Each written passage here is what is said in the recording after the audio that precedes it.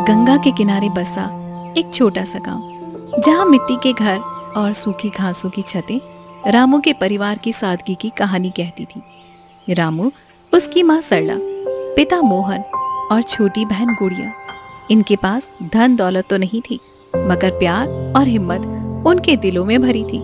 गांव के दूसरे छोर पर साहूकार हर गोविंद की आलीशान हवेली थी, जहां उनका बेटा रवि रहता था। 12 साल के रामू और रवि बचपन से ही गहरे दोस्त थे, पर हर गोविंद को ये दोस्ती कांटे की तरह चुभती थी। दिवाली का त्योहार नजदीक था। गांव में दियों की रोशनी और उत्साह की चहल पहल थी, लेकिन रामू के घर में दिए जलाने का जुगाड़ भी मुश्किल था। एक दिन, गुड़िया, देखो तो ये दिए मैंने नदी किनारे की मिट्टी से बनाए हैं। ये कुल 4 दिए हैं, एक तेरे लिए, एक माँ के लिए, एक पिताजी के लिए और एक मेरे लिए। इस बार हमारी दिवाली ऐसी होगी कि गांव वाले देखते रह जाएंगे, क्योंकि ये दिए हमारी मेहनत से बने हैं और इसमें हमारा प्यार भरा है। भैया, दिए तो बहुत सुंदर है, पर इसे जलाने के लिए तेल कहाँ से लाएंगे? और वो रंग बिरंगे पटाखे, मैं तो चाहती हूँ कि इस बार हम खूब सारे पटाखे फोड़े, जैसे साहूकार जी की हवेली में फोड़े जाते हैं, जहाँ हर तरफ रंगों की बरसात होती है और आवाजें गूंजती रहती है। अरे मेरी छोटी रानी, तू इतनी जल्दी हार मान लेती है। तेल का जुगाड़ मैं कर लूंगा, शायद गांव के किसी पड़ोसी से उधार मांगकर या अपनी छोटी मोटी कमाई से। और रही पटाखों की बात, मैं गांव के मेले में जाऊंगा, सेठ रामलाल के लिए कुछ काम करूंगा, जैसे सामान उठाना या दुकान साफ करना। थोड़े पैसे जोड़ लेंगे, फिर तेरे लिए एक फुलझड़ी तो जरूर लाऊंगा, जो तेरे हाथों में चमकते हुए रंग बिखेरेगी। बस एक फुलझड़ी? भैया, मैं तो ढेर सारे पटाखे चाहती हूँ, वो अनार वाले जो आसमान में रंग बिरंगे बिखरते हैं, जैसे सितारे गिरे हो। और वो जो बहुत जोर जोर से आवाज करते हैं ना, वो भी चाहिए। हाँ हाँ, तू तो पूरी दिवाली मेले में ही मना लेगी। ठीक है, मैं कोशिश करूंगा, लेकिन तू भी मेरे साथ मेले में चलना। वहाँ तुझे झूले पर बिठाऊंगा और शायद कोई छोटा सा तोहफा भी ले आए। सच भैया? तो मैं तैयार हूँ, पर माँ को कैसे मनाएंगे? वो तो कहती हैं कि मेले में बहुत भीड़ होती है और हमें पैसे बचाने चाहिए, क्योंकि घर की जरूरतें पहले है और हमें फिजूल खर्ची से बचना चाहिए। माँ की चिंता मुझ पर छोड़ दे, मैं उनसे बात कर लूंगा। उन्हें समझाऊंगा कि थोड़ा मजा करना भी जरूरी है। तू बस बता, तुझे इस दिवाली में और क्या क्या चाहिए, जैसे कोई खास मिठाई या खेलने की चीज? मुझे नई फ्रॉक चाहिए भैया, वो लाल वाली, जिसके ऊपर चमकीले सितारे बने हो, जो ना रात में दियों की रोशनी में और भी ज्यादा चमके। और हाँ, थोड़े से रंग भी, ताकि मैं आंगन में रंगोली बना सकूं। रामू और गुड़िया आंगन में बैठे दिवाली की योजनाएं बना रहे थे। तभी उनकी माँ सरला बाहर आई। रामू, गुड़िया, तुम दोनों दिन भर बस सपने देखते रहते हो। दिवाली नजदीक आ रही है और हमारे पास आटे का थैला भी आधा बचा हुआ है। तेल और नई चीजों की बात तो बहुत दूर की है, क्योंकि घर चलाना भी मुश्किल हो रहा है और हर चीज के दाम भी बढ़ते जा रहे हैं बच्चों। माँ, तुम हमेशा चिंता करती हो। मैंने कहा ना, मैं मेले में जाकर कुछ काम करूंगा, थोड़े पैसे कमा लूंगा, फिर गुड़िया के लिए फुलझड़ी और रंग तो ले ही आऊंगा, और शायद थोड़ा सा तेल भी घर के लिए। हाँ माँ, मैंने भैया से कहा था कि वो मुझे झूले पर भी बिठाएंगे। माँ, हमें जाने दो ना। मैं भैया से कह रही थी कि कोई दिक्कत नहीं होगी। मैं वादा करती हूँ कि मैं किसी अनजान से बात नहीं करूंगी, पक्का। रामू बेटा, तू अभी छोटा है, इतनी मेहनत करना ठीक नहीं है, क्योंकि तेरी उम्र अभी खेलने कूदने की है, न कि कमाने की। और गुड़िया, तू तो अभी बच्ची है, मेले की भीड़ में क्या करेगी तू? और हाँ रामू, उस साहूकार के बेटे रवि के साथ ज्यादा मत घूमना, उसके पिता को तुम्हारी दोस्ती बिल्कुल भी पसंद नहीं है। माँ, रवि मेरा दोस्त है, वो मेरे साथ रहता है, मेरी हर समस्या सुनता है और वो कभी अमीरी का घमंड भी नहीं करता। दोस्ती में अमीरी गरीबी का क्या मतलब? हाँ माँ, रवि भैया तो बहुत अच्छे हैं, वो मुझे अपनी किताबें दिखाते हैं और कभी कभी अपनी जेब से मूंगफली भी देते हैं, जो बहुत ज्यादा स्वादिष्ट होती है। ठीक है बच्चों, लेकिन सावधान रहना। साहूकार के लोग हमें पसंद नहीं करते हैं और वो किसी भी समय हम पर इल्जाम लगा सकते हैं। और रामू, तो गुड़िया का ध्यान रखना।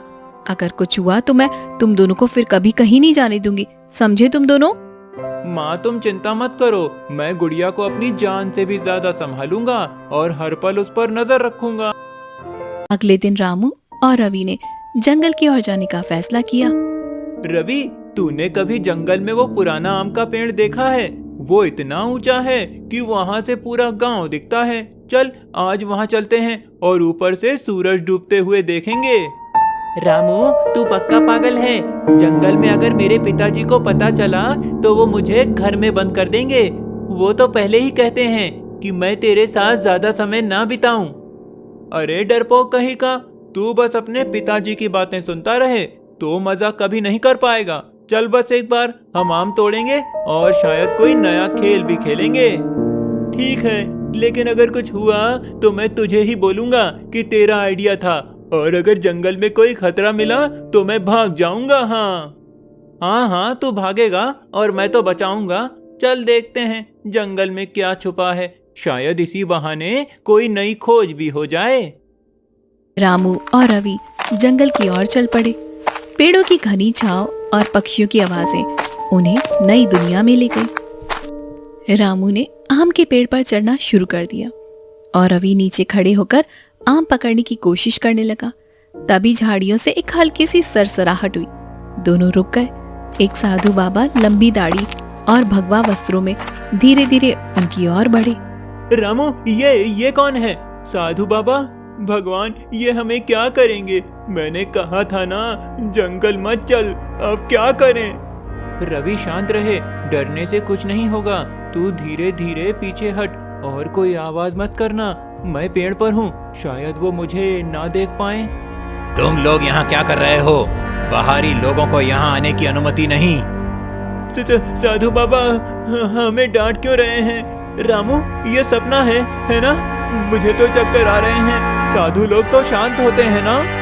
साधु बाबा, कृपया हमें माफ करें। हम यहाँ सिर्फ आम तोड़ने आए हैं, हमारा कोई बुरा इरादा नहीं है। कृपया हमें जाने दें। हम वादा करते हैं कि फिर कभी यहाँ नहीं आएंगे और किसी को कुछ भी नहीं बताएंगे। आम तोड़ने आए हो? सभी लोग यहाँ हमेशा कुछ ना कुछ लेने ही आते हैं, लेकिन तुम छोटे लड़के, तुम में हिम्मत है, तुम डर नहीं रहे, जबकि दूसरे लोग मुझसे डर के भाग खड़े होते हैं। बताओ, तुम्हारा नाम क्या है? साधु बाबा, मेरा नाम रामू है और ये मेरा दोस्त रवि है। हम गांव के हैं, बस हम थोड़ा मजा करना चाहते थे। रामू, तुम में कुछ खास है? मैंने बहुत लोगों को देखा है जो मुझे देखते ही भाग जाते हैं, लेकिन तुम अलग हो। तुम्हारी आंखों में साहस और सच्चाई दिखती है। ठीक है, मैं तुम्हें छोड़ दूंगा, लेकिन एक शर्त पर। शर्त?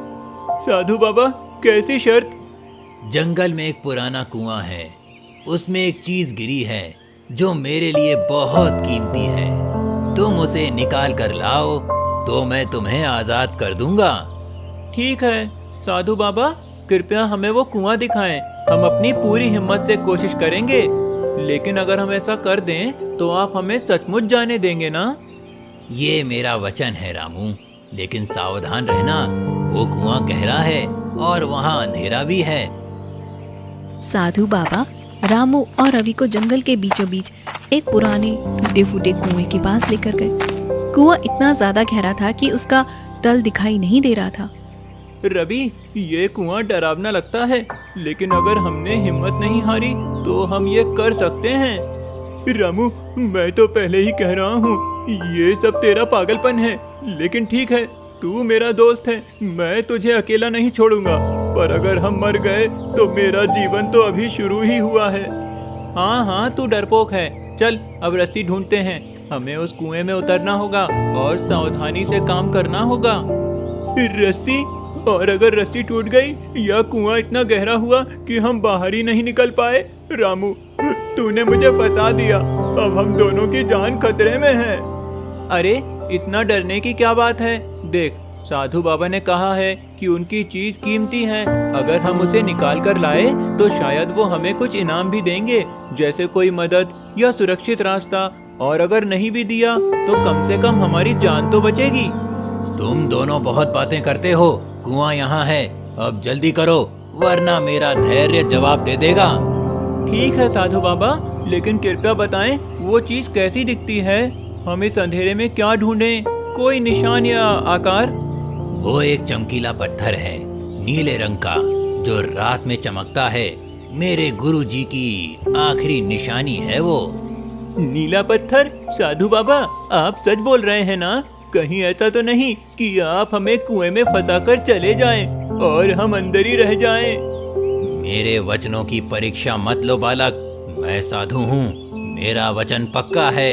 अब जाओ और मेरी चीज लाओ, वरना परिणाम भुगतने होंगे। रवि, अब चुप रहे। साधु बाबा की बात मानते हैं। चल पास की झाड़ियों में रस्सी ढूंढते हैं और जल्दी से काम शुरू करते हैं। रामू और रवि ने जंगल में एक पुरानी रस्सी ढूंढी जो किसी लकड़हारे की थी। रस्सी पुरानी थी लेकिन मजबूत लग रही थी। रामू ने उसे कुएं के किनारे एक पेड़ से बांधा और धीरे धीरे नीचे उतरने लगा। रवि ऊपर खड़ा था, रस्सी पकड़े हुए। रामू कुएं की गहराई में उतर गया।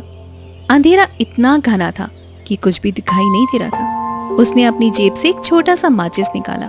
उसने एक तीली जलाई और हल्की सी रोशनी में कुएं की दीवारें चमक उठी। तभी कुएं के तल पर उसे एक नीला पत्थर दिखा जो हल्का हल्का चमक रहा था। रवि, मैंने पत्थर देख लिया है। ये नीला है, बिल्कुल जैसा साधु बाबा ने बताया, और ये हल्का चमक भी रहा है। मैं इसे उठा रहा हूँ। सच? अरे जल्दी ऊपर आजा, मैं यहाँ अकेला डर रहा हूँ। साधु बाबा मुझे घूर रहे हैं। ये वही है, मेरे गुरुजी की आखिरी निशानी। तुमने मेरा वचन पूरा किया रामू, और मैं तुम्हारी हिम्मत और सच्चाई से प्रभावित हूँ। साधु बाबा, अब तो आप हमें जाने देंगे ना? हम अपने घर सुरक्षित लौटना चाहते हैं। हाँ, तुम आजाद हो, लेकिन सुनो रामू, तुम में साहस और सत्य है। मैं तुम्हें एक इनाम देना चाहता हूँ। इस जंगल में एक गुप्त खजाना है। अगर तुम उसे ढूंढ सको तो तुम्हारी दीपावली सचमुच चमक उठेगी और तुम्हारा परिवार सुखी हो जाएगा। खजाना? साधु बाबा, आप हमें फिर फंसाने की बात तो नहीं कर रहे? कहीं ये कोई नया जाल तो नहीं है? रवि चुप रहे। साधु बाबा, कृपया हमें वो खजाना ढूंढने में मदद करें। हमें रास्ता बताएं ताकि हम सही दिशा में जाएं। मैं तुम्हें रास्ता दिखाऊंगा, लेकिन खजाने तक जाने का रास्ता आसान नहीं है। तुम्हें और हिम्मत दिखानी होगी और अपनी बुद्धि का इस्तेमाल करना होगा। साधु बाबा रामू और रवि को जंगल के और गहरे हिस्से में लेकर जहाँ एक पुरानी गुफा थी। गुफा के बाहर पत्थरों पर अजीब से चिन्ह बने हुए थे। साधु बाबा ने बताया कि खजाना गुफा के अंदर है, लेकिन उसे पाने के लिए उन्हें एक पहेली सुलझानी होगी। साधु बाबा, ये पहेली क्या है? कृपया हमें बताएं। हम अपनी पूरी समझ से इसे सुलझाने की कोशिश करेंगे। गुफा के अंदर 3 दरवाजे हैं। एक दरवाजा खजाने की ओर जाता है, दूसरा जंगल की गहराई में और तीसरा एक गहरे गड्ढे में। तुम्हें सही दरवाजा चुनना होगा। पत्थरों पर लिखे चिन्ह तुम्हें रास्ता दिखाएंगे, जैसे सूरज और चांद तारे। रामू, ये तो और मुसीबत है। 3 दरवाजे, और अगर हमने गलत दरवाजा चुन लिया तो हम हमेशा के लिए खो जाएंगे। रवि, अब डरने का वक्त नहीं है। हमने साधु बाबा का पत्थर निकाला तो ये पहले भी सुलझा लेंगे। चल गुफा में चलते हैं। रामू और रवि गुफा में दाखिल हुए। अंदर अंधेरा था, लेकिन रामू ने फिर से माचिस जलाई। पत्थरों पर बने चिन्हों को देखकर उसने एक पहेली समझी। चिन्हों में सूरज, चांद और तारे बने थे। रवि, मुझे लगता है सूरज वाला दरवाजा सही है। दीपावली सूरज की रोशनी से शुरू होती है, तो शायद यही सही रास्ता है। और अगर गलत हुआ? रामू, तू हमेशा इतना यकीन कैसे रखता है? मैं तो सोच रहा हूँ कि हम चांद वाला चुने, क्योंकि रात में चमकता है। चल सूरज वाला दरवाजा खोलते हैं, और अगर गलत हुआ तो दूसरा ट्राई करेंगे। लेकिन मुझे यकीन है ये सही है। रामू ने सूरज वाले दरवाजे को धक्का दिया। दरवाजा खुला और अंदर एक छोटा सा कमरा था जिसमें एक पुराना संदूक रखा था। संदूक में कुछ सोने के सिक्के, चांदी के गहने और चमकीला लाल कपड़ा था। रामू और रवि की आंखें चमक उठी। रामू, ये तो सचमुच खजाना है। हम अमीर हो गए। अब हम क्या क्या कर सकते हैं, सोचो। रवि, ये खजाना हमारी दिवाली को चमकाएगा, लेकिन इसे लेने से पहले हमें साधु बाबा से पूछना होगा। ये उनका जंगल है और हमें उनकी अनुमति चाहिए होगी। रामू, तुमने मेरी बात मानी। ये खजाना तुम्हारा है। इसे ले जाओ और अपनी दिवाली को यादगार बनाओ। रामू और रवि खजाने को लेकर गांव लौटे। रामू ने उस खजाने से अपने परिवार के लिए तेल, नए कपड़े और ढेर सारे पटाखे खरीदे। गुड़िया के लिए लाल फ्रॉक और रंगोली के नए रंग भी लिए। दिवाली की रात रामू के घर में भी दिए जल पड़े। गुड़िया ने रंगोली बनाई और रामू ने फुलझड़ी जलाई। साहूकार हरगोविंद ने जब रामू के घर की चमक देखी तो वो हैरान रह गया।